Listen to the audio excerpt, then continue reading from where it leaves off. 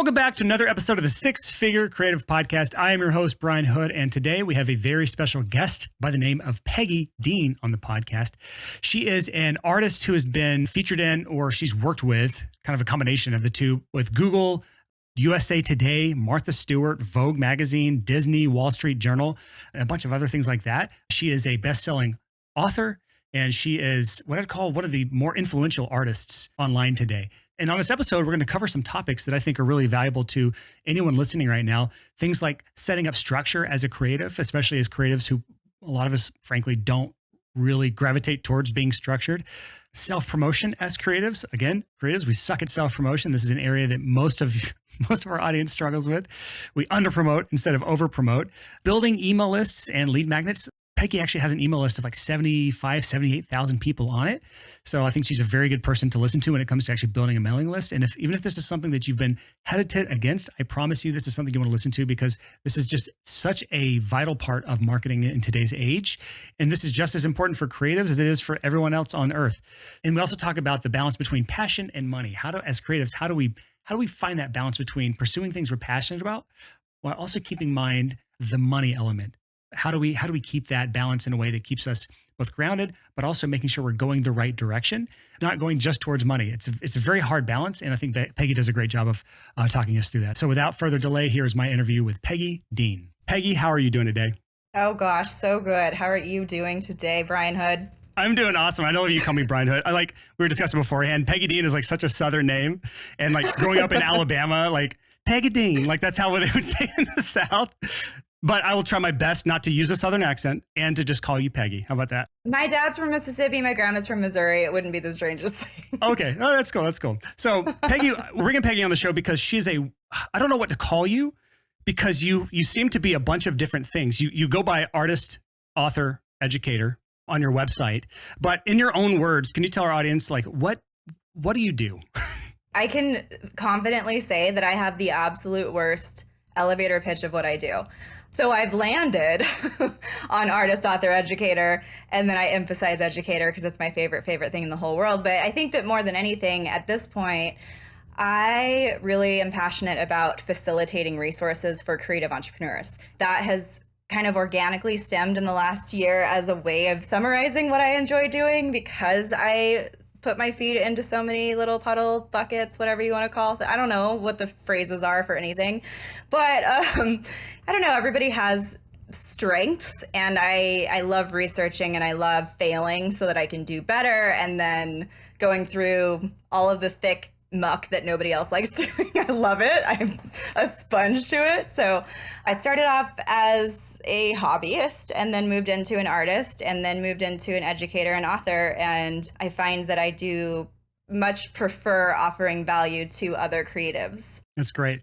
So your background is, from what I saw in my research, is you did like hand lettering. That's like the thing that you've kind of found your name for, your education around, that sort of stuff.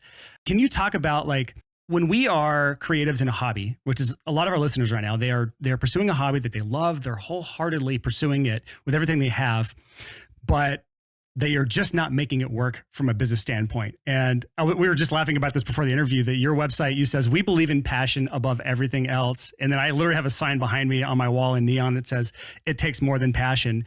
How do you approach that sort of head-butting reality of, like, I'm passionate about this thing? For you, as hand lettering, and there's other things around your creativity that you've monetized at this point. But how do you approach that conversation where it's like, I want to monetize something because I want to do this for the rest of my life and make a living from it, versus like, I am in it for just creativity. It's just passion. Like, what is your thought process behind approaching that dichotomy almost? It's so important to have an initial focus.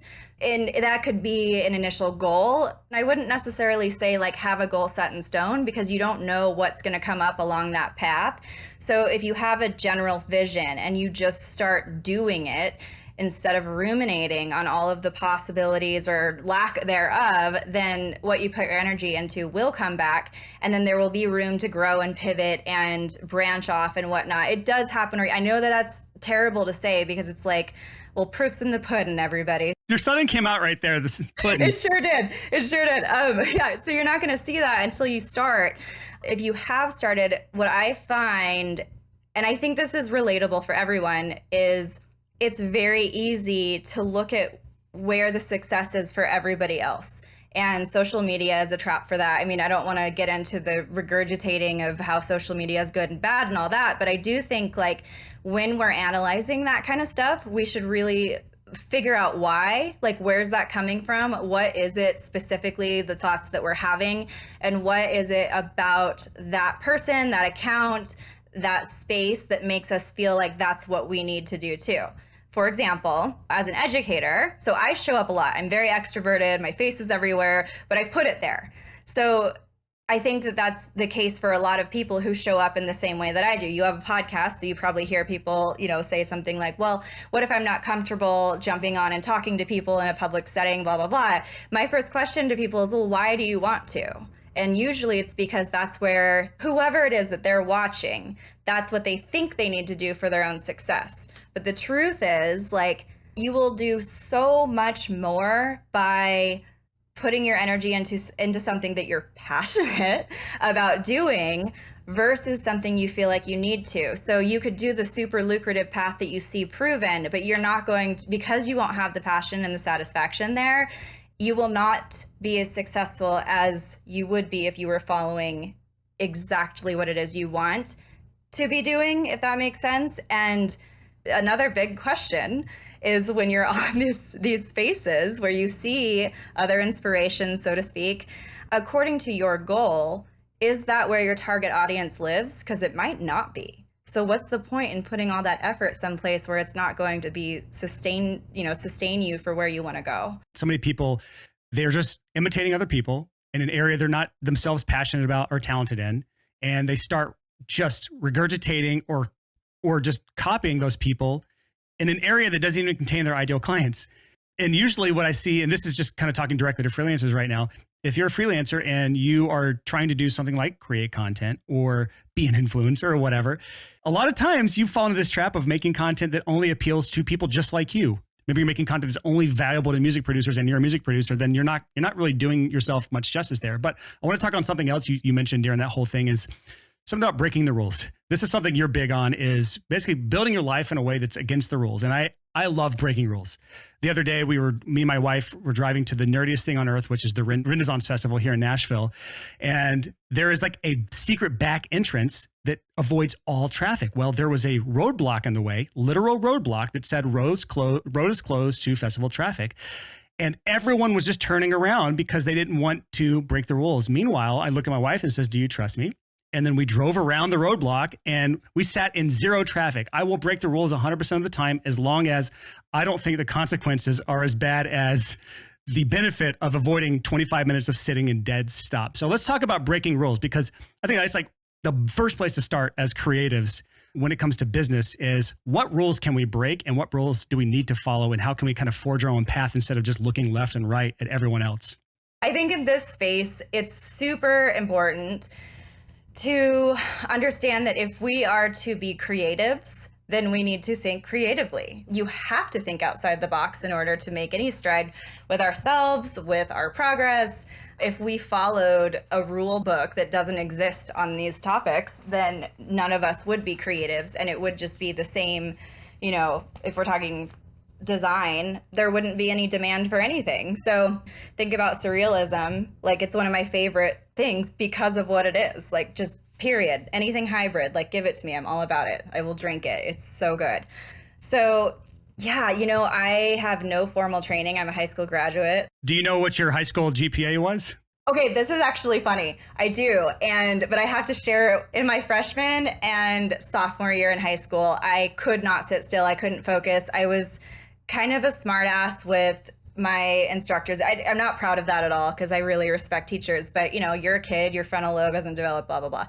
So I would skip a lot, or I would just get bored and tell the grammar teacher that they spelled something wrong on the whiteboard because I was really smart, but I just wasn't, you know what I mean? I was that kid.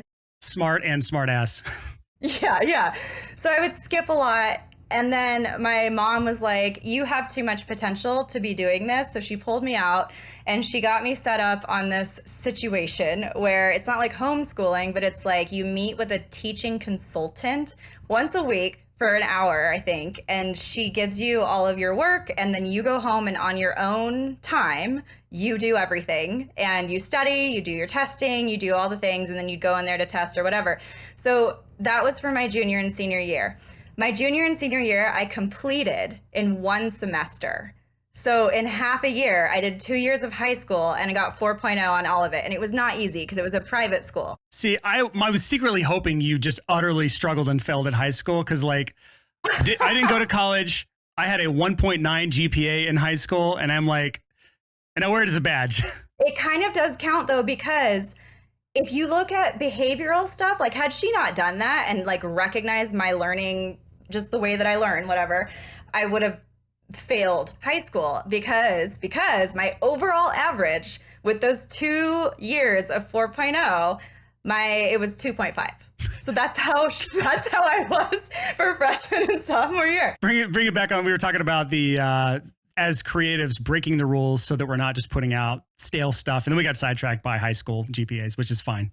I think that it all loops together, and I think that's a good example, though. Traditional education doesn't always work for everybody. I'd say 99% of all statistics are incorrect. 99% of people, artists that I know, they've never gone to art school. And one of the things I love so much is that I've heard people who will either listen into a podcast regularly or they'll take a course or whatever. And the thing I hear over and over again is, I learned so much in X amount of time that I've spent listening or engaging in this than I ever did in college or in art school or wherever. And I'm like, that's because it all stems from experience, trial and error. Like, there's so much of it. It can be absolutely crippling and demotivating, I guess, that's fair. That's totally fair. And I understand that. And some personalities, like my own, will push through that because we're just like, no, I don't take no's. I'm going for this. So I just, like, challenge me. I dare you. Like, it gets me pumped. But I think that there's definitely some importance, I guess I should say, to being able to grasp and give yourself permission to break out of that mindset of, like, I need to do things a certain way. Yeah.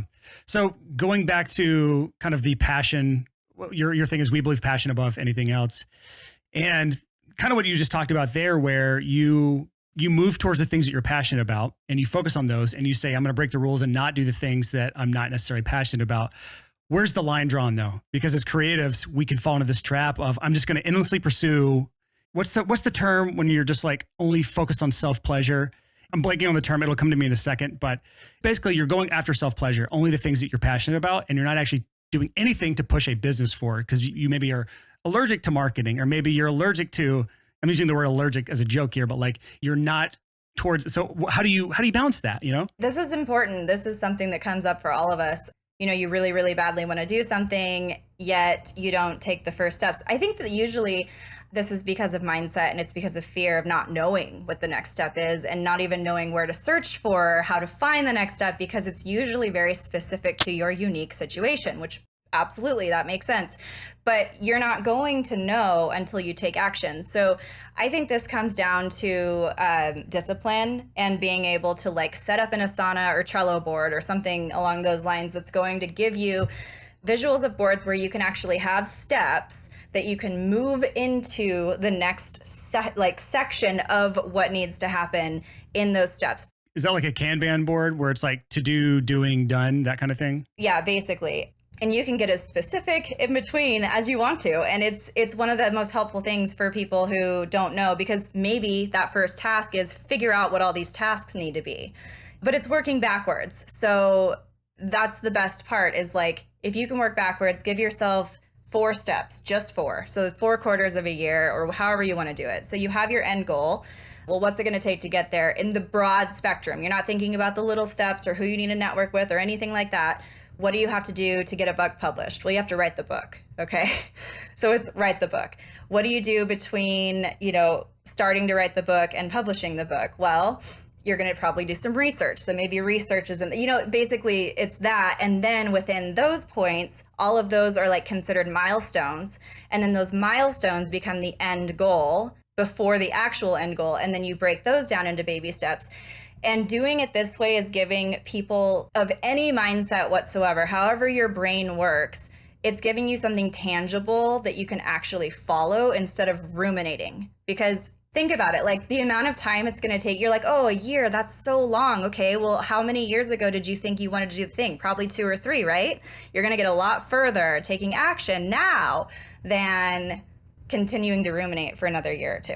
Yeah, so this is probably my biggest sticking point when it comes to trying to accomplish the things that I want to accomplish. First of all, taking the big task and breaking it down to little steps has been so helpful for me, because I do what you call ruminating. Like that's something I do all the time. I just think about, I plan so that I can plan. Like I plan to plan. I think about thinking about things. Like I think of like all the things I want to do. And then I think about, how do I do those things? And I think about, what do I need to know to do those things? And I just think about it instead of actually getting it out on paper.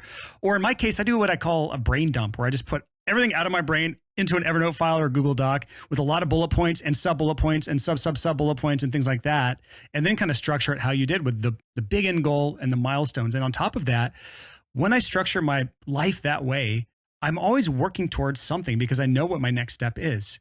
And maybe at this time, I don't feel like doing step A, but they're not always sequential. Sometimes I can do step B and come back to step A later, but I always have something to work on. And I've noticed the times where I feel the most aimless, I feel the most lost, I feel the most like anxious, is the time that I don't have one of those big projects that I'm working on. I don't know if you're the same way or not. I'm exactly the same way. And that's when I feel like I start to panic. And I think it's because I have a busy mind and I like to constantly be there, but I totally know, yes, that feeling very, very well.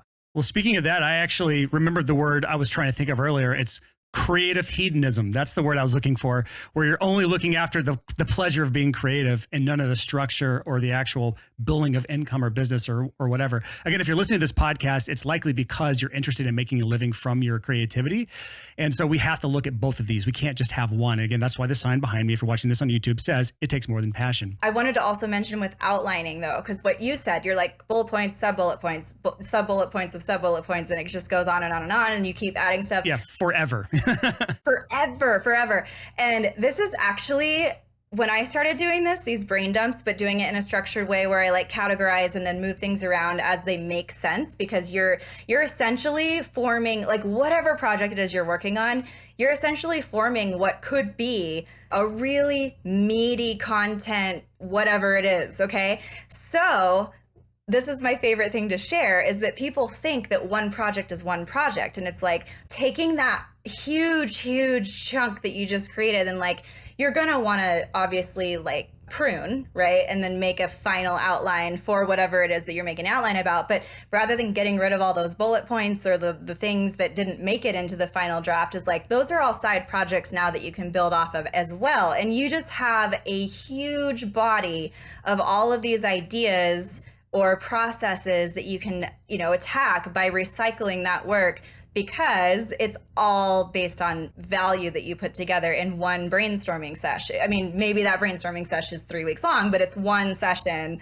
which I am a huge fan of, and didn't realize it till I started actually writing content, which I know is separate from what we're talking about, but I think it all, overlaps. My mind immediately goes to content creation. And I know not everyone in our audience wants to do that or cares to do that. But my brain goes to other things, like when you're planning out big new things in your business, where you're trying to like split up anything in your marketing initiatives, anything in creating awareness for yourself, self-promotion, anything you are doing in your business is a massive project. There's going to be byproducts of that. And I can't remember who it was.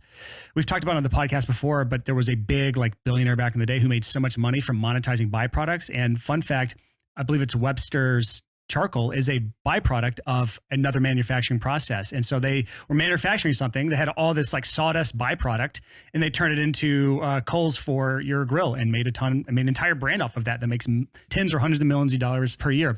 But let's bring this back to something that I think piggybacks off this really well.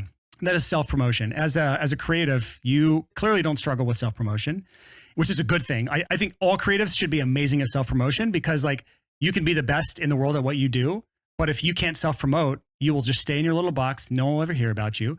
And you took something as what I call simple as hand lettering, Which it sounds simple when you just say it, but when you look at your work, you're like, oh, okay, I get it. Yeah, yeah.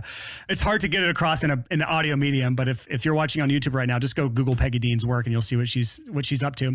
But you take something as simple as that and you have built it into like, I wouldn't call it an empire because like you're more than just hand lettering now. You're doing a lot of different things, but that was like your first foray into like education and self-promotion and other things like that. So how would you tell someone who's maybe not a natural at self-promotion to just get the hell over it?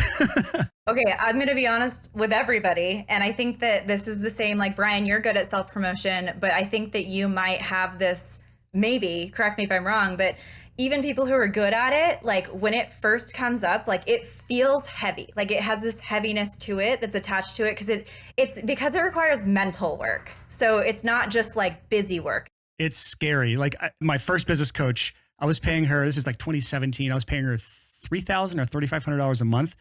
I kept her for a year. She was great. She was pushing me at the time to get way outside my comfort zone and do things like Facebook Lives. That's back when Facebook Lives had just launched and Facebook would push you like crazy if you were live on their platform at the time.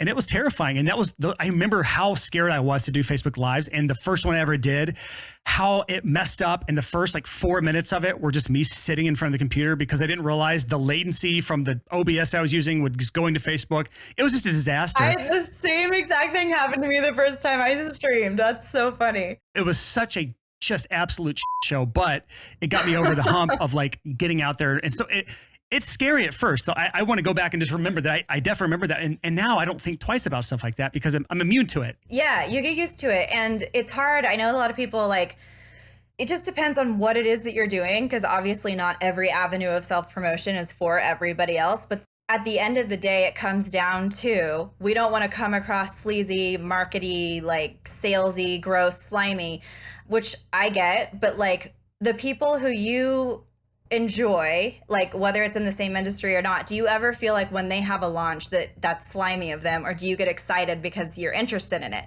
So really what we're doing is we're giving people the gift of excitement about something that you feel confident in that you created or did. You know that there's value that you're offering by doing it. You knew that in the creation process from step A to Z, and now it's time to share it, and now's the exciting part. So really when we just talk about things, rather than saying, coming up with some formula on how somebody, if they buy this and they're going to get this, like spend more effort talking about the why behind it and like how it made you feel during the process. And even maybe say like, oh gosh, I'm so nervous to put this out there. And you don't have to be extroverted to do it. You can be who you are, and somebody is going to, people are going to appreciate and be drawn to that. And it really doesn't matter. It's just like showing up authentically. So you don't have to use, I do obviously teach on marketing and there's like a formula that I give out and blah, blah, blah. But like at the end of the day, pushing all the formulas aside, the root of where that comes from needs to be organic and genuine and exciting for you to share about, or it is going to always feel like pulling teeth. It's gross. And the more you do it, the easier it is to do. And really it comes down to just timelines. Like, okay, I'm going to share about this on this platform on this date, and I'm going to build up a schedule, and that's literally it. So if you give yourself a schedule, the rest of it kind of falls into place. And I think that's like, anytime I've been effective at marketing, it's when I can have dates and then I can share. I'm so impulsive and in the moment that it helps me know that I'm connecting to everybody else too. If I can just have the content and then I'm going to put it out there. But in the beginning, I'm going to talk as me in that moment. And that helps me a lot with marketing so that I feel like it is like a genuine right now connection. You mentioned, you tease us with the marketing formula, and I'm gonna have to get that from you in a second, but I want to go back to where you're talking about your content. I take it that you're not a batch creation person. You don't just do a bunch of work up and then schedule it over time in anything you do, or do you batch? I didn't before, and I have taken to batch working. I am obsessed with it now. And it does kind of conflict, but it depends on what it is. So we all know that I do a million things. So if I'm talking about like my membership and the flock, I will take 2 months, sometimes one, it just depends on how much it is, but I do it and apply it to the next 6 months of content. So I have, that kind of chart in there where it's like, this is what I need to write, this is what I need to film, this is what I need to create tangibles for, this is what I need to edit. And then it just goes down the line and then gets scheduled out and queued. And then all I have to do is say, here's what drops Tuesday or whatever. But then the other part of batch working, aside from coaching or teaching or anything like that, is in creative work. Scotty Russell just said something. We were talking about seasons of art where rather than like working in collections, like let's say I'm going to do 8 things that are along the same style or same color palette or whatever, it's like seasons of trying something and sticking to it and committing to it. Maybe that's a week, maybe that's 3 months, whatever it is. So I like the batch working aspect of that because it's forcing you to like commit to something. Yeah, I get it. You mentioned Scotty Russell, which for those of you who are not familiar with him, he was on episode 154, episode titled Forging Your Own Creative Path, Overcoming Depression and Escaping the American Scheme. He has his own podcast, awesome podcast called The Side Hustler's Perspective, which I think it used to just be called the Perspective Podcast. Highly recommended for sure for those of you who, if you haven't heard Scotty, go check out that podcast or at least that episode. So going back to the marketing formula, I want to know what this formula is that you talk about because I like formulas because formulas give me structure. And it's funny because like I can't put a pin on you as a person because you are all over the place, similar to me. I have hardcore ADHD, but similar to me, you have structures in certain places of your life. And so for me, like formulas or frameworks or things like that are my structure. And I love learning these sorts of things because anytime I'm struggling to focus on something, I say, where's a framework or structure for that? And can I use it in my own business? So give me, what is your marketing formula? Well, there's a few, but I think that the most helpful is to have a very specific content plan and like, is this going to live on social media? Is it going to, and how? Is it going to live in video form? Is it going to live on a post? Is it going to live on a story? Is it going to live on a reel or a TikTok or whatever? And or is it going to be something that is shared on email? Is it something that is going to be, but I think just having these visuals of these bullet points is also what helps you come up with content.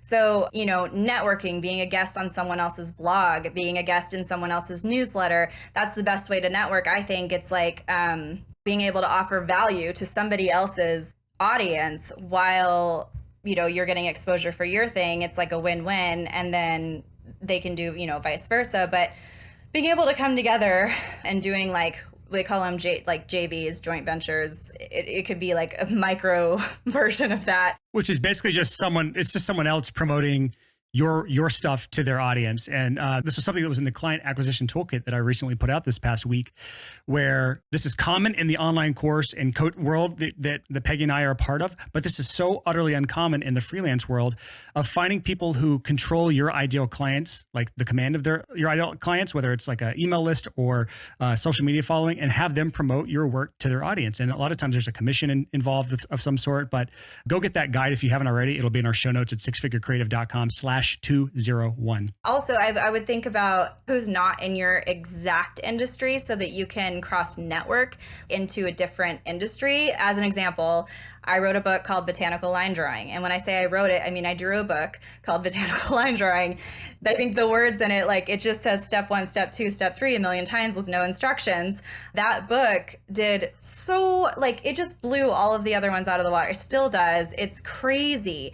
But I think it's because it's so vague, but it's so specific at the same time that it can apply to all these different industries. So all of a sudden, my everything is blowing up with bullet journal. People who do bullet journaling and thinking about like who's just outside that reach. Mindful Sketching is my book that just came out. And that one, we have a bunch of like mindfulness yoga instructors, all of, people who are not necessarily in the art or creative world at all. And they're more into the wellness space, who are, that's an awesome market because it's important to me too. But getting back to this structure. So thinking about where things are going to live. So it's not just your own platform. It can be other people's platform. And the simple way to do that is to ask. And the worst thing that's going to happen is that you don't hear back or you get a no, and nothing changes if nothing changes. So you have literally nothing to lose. But then the other part of this is, what type of topic will this be?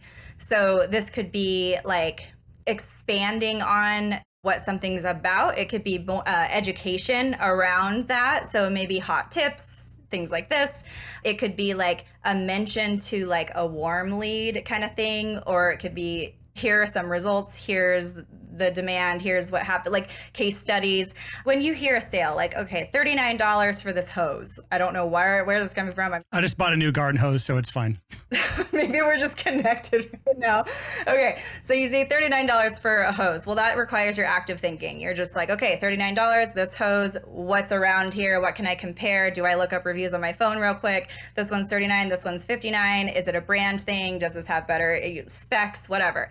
But when you talk to somebody about what that hose is going to do, so maybe it is like an ergonomic, eco-conscious, blah, blah, blah. And those are the words that come at you. That requires more of a passive thinking. So that is something that you're going to connect with emotionally. It's one of the reasons why I like to come in organically, is because it's like, oh, this is why, as I'm like, growing this business and learning more about marketing, I'm like, this is why I'm successful, is because I only come from this approach. Like, sometimes and I'll be like, guess what? Boom, it's $99 and you won it, I promise. But that's still coming across like as me. And I'm just kind of laughing about how salesy I'm being. But like, at the end of the day, what I recommend doing is having, that thing in place, whatever it is that you created, and then going from there and thinking, okay, where do I want these pieces of content to live? Okay, great. What kind of content is this going to be? I don't know if anybody uses Pinterest. Very small percentage of our audience. I would assume a very small percentage, but what I do like about it is that they have even if you just got a free account and just looked real fast, it's great because it has prompts to connect with your audience in some way. So it's like, this day is going to be for connection. This day is going to be, a piece of education that you share. This day is something that's going to be interactive, and they give like little prompts and ideas. I actually have a spreadsheet that can be imported into like any spreadsheet platform that's like 180 social media prompts for this specific thing. That could be helpful.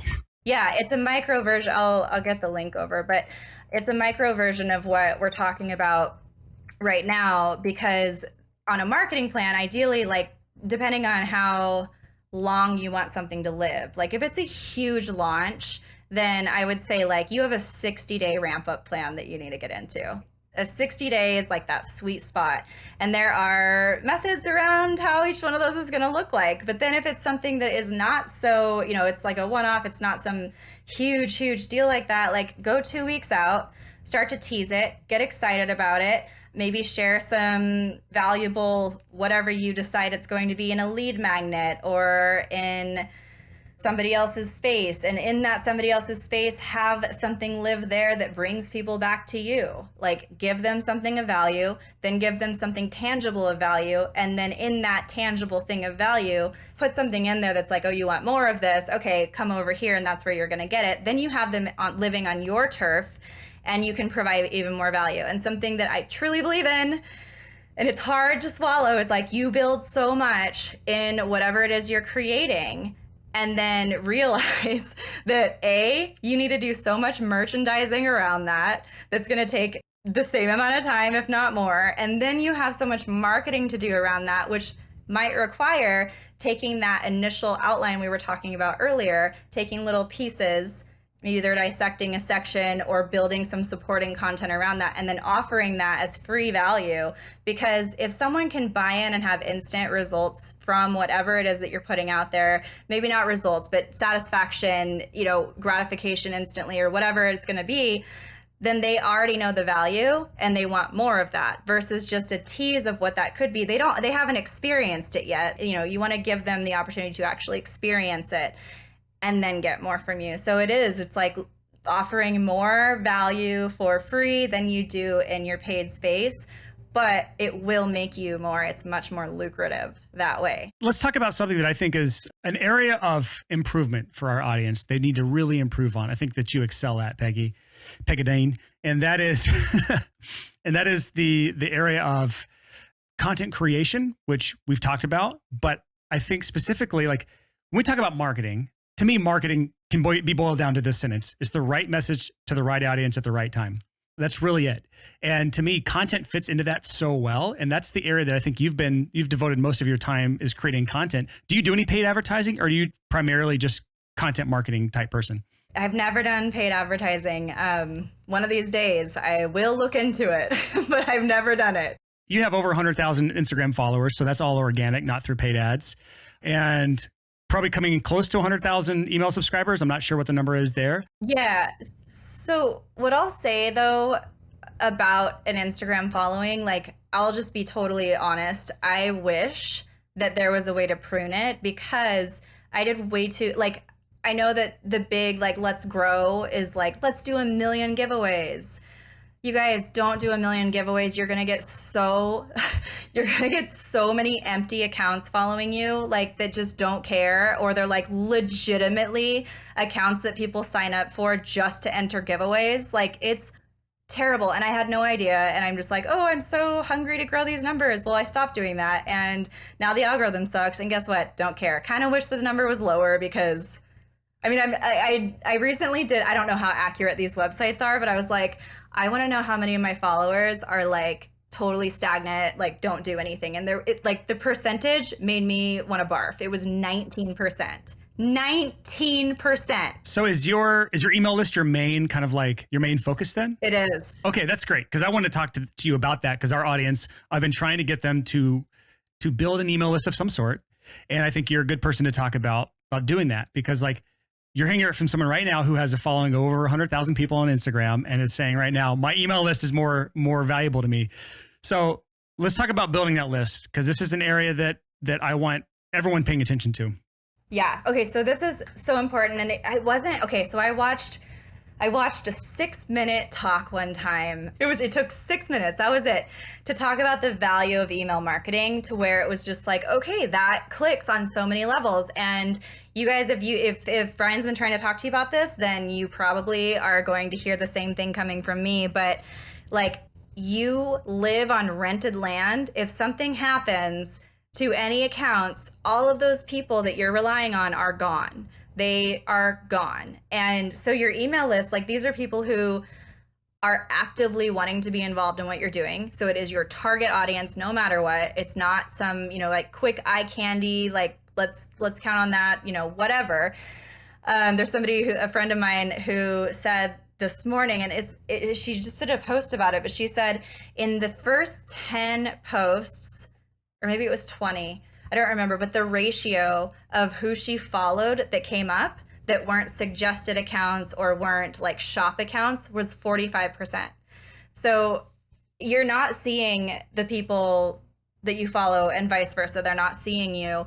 Like, it's not effective anymore. And email is. Most times deliverability is going to be pretty high in an email situation. So there are plenty of free get starter, places you can easily export your contacts and import them into a different email service provider when it comes time to grow, because, you're inevitably going to grow if you do it the right way. But, it was hard to get started until I heard like the actual value, like this is so important. And when I started actually actively building my emails, it was like, I saw such a surge in engagement and people who are really paying attention to what I'm doing, and then also in income. I appreciate that. I did just update that number on my website. He was saying earlier before we started, 75,000 is that my email list. On my website it says like join 75,000 of us. But yeah, it is. It's about 78 now. I wish it was close to 100. I mean, I do and I don't. Like, man, it gets expensive, but I'll tell you what. I know how much you're probably paying something like ActiveCampaign or whatever you use. Yep. Yeah. And we just switched to ActiveCampaign this year, and I'm really liking it so far. But I don't think that anybody needs to think about all those crazy funnels and whatnot when you get started. I think that what you need to focus on is your lead magnet into your email list, period. Like really focus on getting a good solid lead magnet. And you've probably heard a lot about this, but something that you can offer as value. I don't like the words sign up for my newsletter to do this. I like join me, blah, blah, blah. And then a cute little, I'm never going to spam you. That'd be gross. Don't use those words. It's mine. No, it's not. I didn't like trademark it or anything, but like, you know, something that feels you.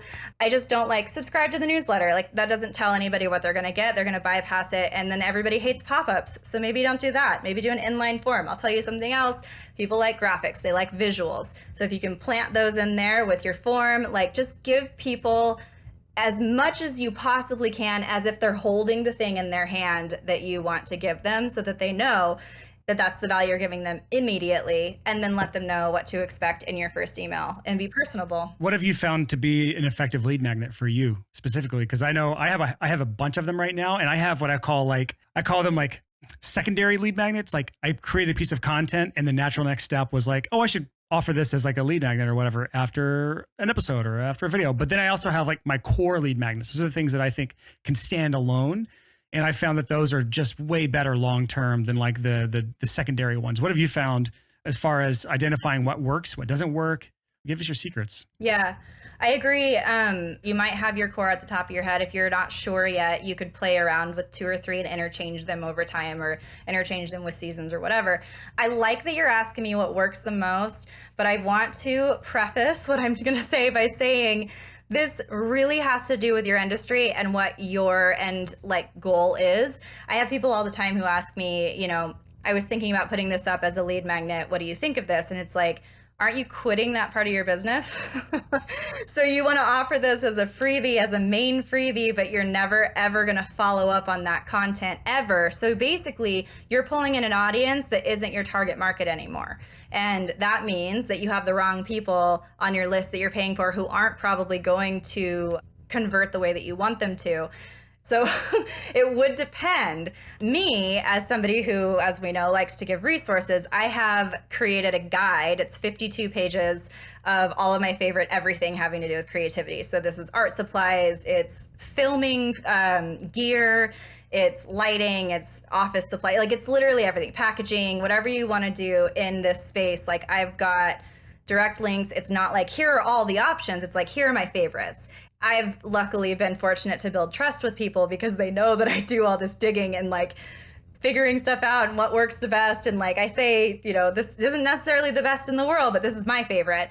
And I've been through some hoops or two. So hopefully this is helpful. It's 52-page guide. So that's a huge one for me, for what I offer. But then I also have like for, you know, coursework, like I have a free masterclass that's an hour long that gives like value. It's not just a pitch or something. I have a 4-day challenge that's interactive.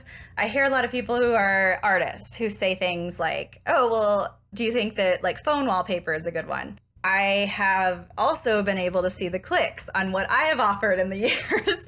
And I'll tell you right now, I have never, even with over 100,000 people on my Instagram, and I think at the time like 20,000 on my email, there were 6 clicks, not downloads, clicks on an iPhone wallpaper. So if that tells you anything at all, I mean, it's not like over time, it was like in that week, but like that's when you're gonna get the most. And so I put that in the ground right away because that was just extra work I didn't need to do. So that's another part about like this journey when you're going along the organic process that's really helpful, is that you're able to test your market immediately and see what works and what doesn't, and then study that and go with the flow, because then you're inevitably going to do what works the most and then be able to build off of that demand.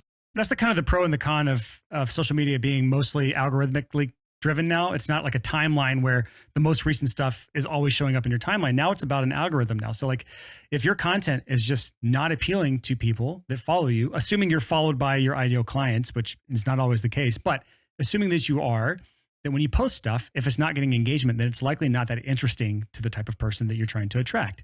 So you're not going to get many clicks. And so it's kind of like one of those things where a lot of times social media is a great place to test. Like we have a TikTok that we've been growing over the last 6 months or so that allows us to quickly learn what topics people care about and what they don't care about, which can then lead to Now that I understand that, I can actually create content or lead magnets or whatever around that specific stuff. And I do paid advertising. So now I can know what content I can turn into paid ads to promote the podcast or promote a lead magnet. And not everyone in our audience is going to go down that same path, but just understand that like it starts with understanding who you're trying to target, why they would want this, and answering the most important question, which is what is in it for them? If you can't answer the question, what is in it for them? What are they going to get out of it? Then don't make it, because otherwise the wallpaper, I look at my phone, my wallpaper on my phone has not been changed in over 10 years. I think I've gone through like multiple phones at this point and had the same wallpaper on it. That's so funny. Well, mine's always pictures of my cat or my dog. Like that's, what we're into. Like my iPad, I use it for Procreate. It might as well just be called Procreate. Like I don't open it for any other reason. So nothing's been changed on that. It's all default. Like let's think about where we're spending our time. Which is just funny because I just learned about Procreate because my wife's gotten into it now. And I'm like, that's the funniest app name. I love it. Yeah, it's something. It was confusing when you would search for anything Procreate when it first came out, because it was like, what search results are we wanting to show you here? The birds and the bees. Thank you. All right. So just kind of wrapping this conversation up, for people who are maybe struggling, trying to get their hobby transitioned into more than a hobby. They're trying to take their passions to more than just passion-led stuff, something where they can actually pay their bills. Looking back to yourself, I don't know how many years ago you got into this, but like where you were kind of on the cusp of trying to make it, what would you tell yourself back to that period of like, this is what you need to know to get out of this? Like whether it's inspirational, motivational, or tactical, I'll leave it to you, but like, what would you tell that person? I think more than anything, it's just like resilience to your own mindset. So I think now this isn't necessarily true, but I have a 90-10 that I talk about. And it's like, it's 90% mindset. Like we are the only people that are standing in our way for anything. I love failing. I love hitting dead ends because it allows me to know, okay, this isn't going to work next time. Like this doesn't work now, it's not going to work next time, or it's only going to work if X, Y, Z. And that to me is like gaining knowledge and confidence in my decision moving forward as I find out what works. And then I can show up and have conviction behind what I'm saying because I do feel confident in that. And that's experience. And I know like, this is kind of like the rule breaker in me, like not to listen to what everybody's telling me. And like, even though I have advice, like I tell people, challenge me, like really challenge me, like, because I might not, like what I'm saying might not work for you. It might not be the right thing for you. Like I'm only speaking from my own experiences. Your experiences are going to be different than mine. I will say that it does help to talk this stuff out. So, if there are people that are working parallel in some degree with you, like talk it out, having that person like to just kind of spill on. Sometimes they don't even need to say a word. And it's just like, you need to like get all this word vomit out. And then you kind of figure out your own answer right then. It's like, oh my gosh, like, I don't know why I was stuck here when this is all I needed to do. Like, or somebody says something just in the right way where it triggers your own thought that answers your own question. Like, just trust yourself. Like, our intuitions are here for a reason. Like, you're listening to this episode for a reason. So trust yourself. Yeah. And I'll add to that just saying, like, if you're an external processor, like my wife is, and I find it helpful as well when I'm like, something's in my mind and I need to just process it externally with someone sitting there. I don't need their advice. I just need to talk it out. In those cases, make sure that when you are talking to someone like this and externally processing, it's the right person, someone that's encouraging, someone that's got your best interest at heart, and not someone who's going to try to pull you back down to their level. Because when you're early in your career and you're still not certain about something and you don't have that confidence to push through someone's bad advice, it can be detrimental to your future. So make sure it's the person who has your best interest at heart. Well, Peggy, thank you so much for coming on the show. And is there any place you want to send our audience about where they can maybe connect with you or learn more about you? Or if you're going to do what I would recommend doing, share a lead magnet, right? To get them on the email list. Is there something you want to send them? Yeah, absolutely. No, this is actually where I'm not very good because I'm like, oh, I should have come prepared with something to share about this. But really, I just like talking. So if you're like, want to do a podcast? Yeah, that's as far as it gets. No, I've got plenty of lead magnets. I've got a ton of freebies, all sorts of things for all sorts of reasons at thepigeonletters.com. You literally land there and it's a resource haven. So my lead magnet is my website. But I do have a ton of content on there for creating, for creators, mentors and resources. Otherwise, I want to just say thank you so much. This is the kind of stuff I nerd out about so much. And I think it's so fun to be able to share and then know that somebody on the other end is like, yes, because, I think we all need that. So, and then I will share that in show notes. I'm just going to make Brian do it. I'm going to give you guys that social media master prompts list because I think it'll be helpful too. I think it'll be helpful for me as well because my top 9 goes back like 9 years. Like I don't post on socials very often. It will be helpful, but I think if nothing else, it'll be motivating, and holding yourself accountable is, I think, a pretty huge, just a huge little thing, right?